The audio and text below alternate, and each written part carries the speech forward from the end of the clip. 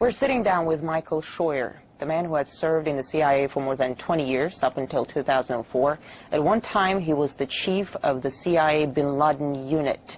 Then he went and exposed how counter-effective Washington's methods were in the fight against terror. He looked at the U.S. through its enemy's eyes. In fact, it's the title of one of his books called Through Our Enemy's Eyes. I'm very pleased to have the chance to interview you, Thank you. Mr. Scheuer. I'm glad to be here. Bin Laden is gone. Who is Washington's #1 enemy now? Washington's enemy is an enemy that doesn't exist. We're fighting an Islamic enemy that Washington believes is out to kill us because we have elections, because we're free, because we have women in the workplace. It's an enemy that doesn't exist. It didn't exist when bin Laden was alive. It doesn't exist now. America is being attacked because of its foreign policy in the Muslim world, because of its support for Israel, because of its support for the Saudi police state, because of its presence on the Arab Peninsula. And until we accept that, until Americans can say to each other, whether you support aid to Israel or not, our relationship with Israel is causing this war, we are not going to be able to defeat this enemy. And Israel itself as a country is not the problem.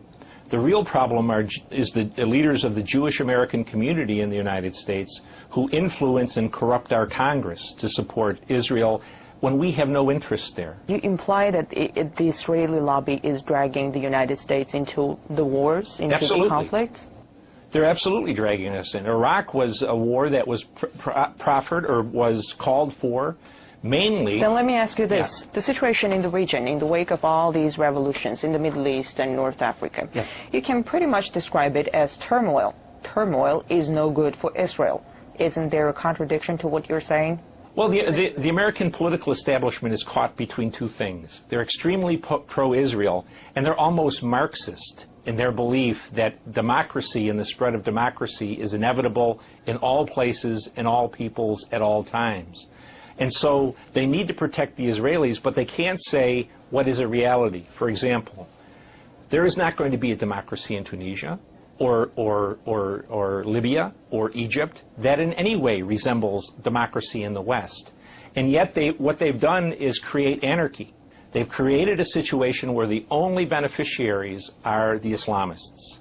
The guns that have flown out of Egypt, out of Tunisia, out of Libya to the Islamists have been enormous in their volume.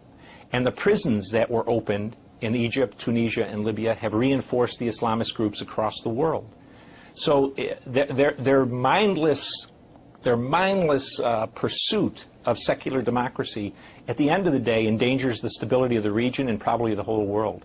Are you saying we're going to see further radicalization of the region? Oh, especially in Africa. Yes, ma'am. The guns that are flowing out of the three places where there were Arab Spring revolts are going to cause problems in Somalia, across North Africa, and in Nigeria. Let's talk about Syria. Yes.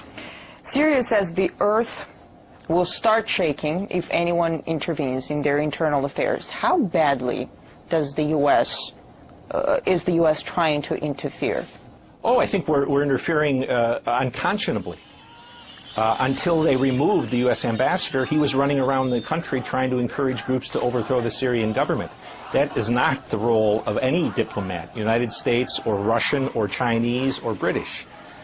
We have really very cold-bloodedly urged Syrians to get out on the street knowing that they're going to get shot down by their government. Again, Syria is a country where there is no U.S. interest.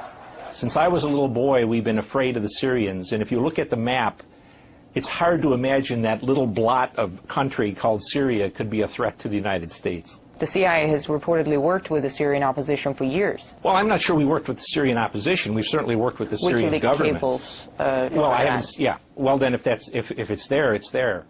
But our relationship with the Syrians is really a relatively unimportant one. But again, it's another very good example of the dichotomy in the thinking of American leaders. Because as we call for democracy in Syria, if Assad goes, Israel's security goes straight down. If the region becomes a complete mess, doesn't Washington see any dangers to Israel? I mean, with Iran involved, it won't be pretty. I think that's exactly right, ma'am. I don't know what the thinking is, except that they have come down on the belief that democracy is better for everybody. And the truth is, American and Western foreign policy interests in the Middle East have depended for 50 years on the maintenance of tyranny. Tyranny that gave us access to oil, tyranny that protected Israel, and in the last 20 years, tyrannies that persecuted Islamists to protect us. All of that is going by the wayside. And to the Israelis' credit, the Israelis are the only ones who have stood up and said, democracy may not be very good for our security, and they couldn't be more correct. What do you make of these recent accusations that the Iranian government was trying to kill the Saudi ambassador in Washington? I'm not in a position to know whether or not the information was accurate, but when I was a young intelligence officer, I worked against Iran and Lebanese Hezbollah. And I can tell you, in the 90s, they were meticulous in covering their tracks and only using as agents of terrorism their own people. The plot that was described by the Attorney General of the United States is a comic opera. Sort of Mexican drug cartel. Yeah, and to believe that the Iranians would risk war with the United States, Israel, and much of NATO to kill a Saudi ambassador who was not even part of the royal family, that's hard for me to believe. Let's talk about Libya. Libya is in ruins in the wake of NATO bombings. Yes. It's brimming with weapons. Yes. An al-Qaeda flag was planted over a courthouse in Benghazi. Yes. How good of a playground is Libya for people with radical agendas? Very strong Islamist presence in Libya. Since the war against the Soviets in Afghanistan, Libya has sent as many of its people to fight in those insurgencies, the Islamist insurgencies, as any other country in North Africa, maybe outside of Saudi Arabia. The Libyan Islamic Fighting Group fought a long time against the Soviets. They fought against Gaddafi. A great number of Libyans went to Iraq and to Afghanistan to fight us.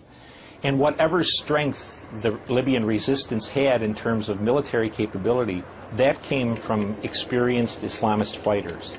So the idea that somehow there's democracy afoot in Libya is just simply wrong. Could it become a hotbed of terror? I don't know if it could become a hotbed of terror, but it can become a country that's decidedly anti-American, anti-NATO. It can be probably less a hotbed of terror than a country that is vastly unstable. It seems the U.S. is almost creating grounds for terrorists to surge and then goes out fighting them. We see it in Pakistan. They got the whole nation alienated because of the strikes. A lot of people want revenge. How efficient is that? We are very efficient in this day and age, in the last 20 years, in creating enemies. We're not very efficient in creating security for the United States. We have the best educated population in the world, and we have the people with the littlest amount of common sense. How many times have we heard Mr. Clinton, Mr. Bush, Mr. Obama say, this has nothing to do with religion, this is not a religious war, this is a bunch of people who are just madmen. We are definitely fighting a religious war. And until we come to realize that, we are never going to be able to defeat it. In fact, we're encouraging the growth of a new generation of people who are going to fight us. The U.S. is pulling its troops out of Iraq, but at the same time, it's boosting its military presence in the Persian Gulf. More ground troops are planned to be deployed. New drone bases are being built. What do you make of such expansion? It just demonstrates again the ignorance of the United States government in terms of its political leadership about what our problem is in the Muslim world. The key point of formation for al-Qaeda was the presence of U.S. military forces on the Arabian Peninsula. 15 years after they declared war on us, we're now going to take people out of Iraq and put them in Kuwait and Bahrain and Saudi Arabia, reinforcing our presence on the Arab Peninsula. Only going to cause us more foes and more enemies in the Islamic world. It's a contradiction. It's a lack of common sense. Let me ask you this: if the U.S. pulls out of everywhere, yes, is it going to be the end of terrorism? It certainly would deny the terrorists the glue of unity that keeps them focused on the United States. If we weren't the main enemy, they would be attacking Israel, they would be attacking the Saudis, they would be attacking the Moroccans. The war would be And would you say let them attack the Israelis and the Saudis? Let them go. Sometimes they say the Chinese will come in. I said, let the Chinese deal with these people for the next 50 years. We've had enough of it. But I think the point is the Americans can't get out. We're dependent on the Saudis to maintain our interests in the world oil market, and the Saudis buy, next to the Chinese, more of our debt than anyone else. So as long as we're side by side with the Saudis and with the Israelis, we're stuck in the Middle East, and America will continue to bleed. Dr. Schroyer, thanks for the interview. Yes, ma'am.